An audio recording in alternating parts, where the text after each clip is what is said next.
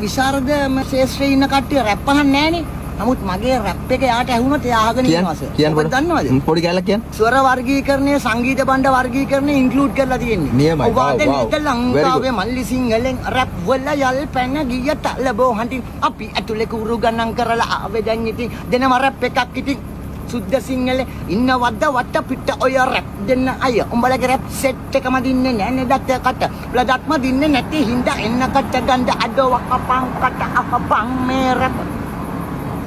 උඹලගේ රවුම් මූණු ලස්සනයි හඬ විතරක් මුසලයි සද්ද ලස්සනයි උඹලගේ හඬ මුසලයි මගේ සද්ද ලස්සනයි ස්වරස්ථාන මම දනි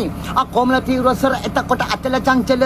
ස්ථායි අන්තරාවලට දාලා මේ රැප් දෙන්නකොට මගේ හිත බය නැනේ සටන්ට මචං ආතක විත ආතක ගන්න සුශිර සංගීත බණ්ඩ දුන්නත් අපි ඇඹරයිද මචං ඔන්න දුන්න රැප් ඕනේ නැනේ ක්ලැප් වෙන්න දෙනවා ෆ්ලැට් අඩෝ ඵලයන් දෙන් ලැට් මචං තරපාරේ සිට ඔය මල්ලිගාවට උඹලා ගිහින් නැනේ අර මහ උළු ගෙදර උඹේ අම්මට උඹ හුරතල් පෙන්න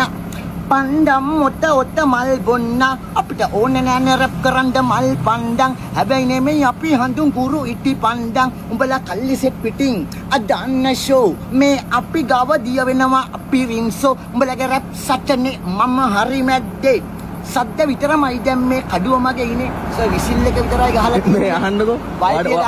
ඔයාගේ දක්ෂතාවය කවුරු හරි අගය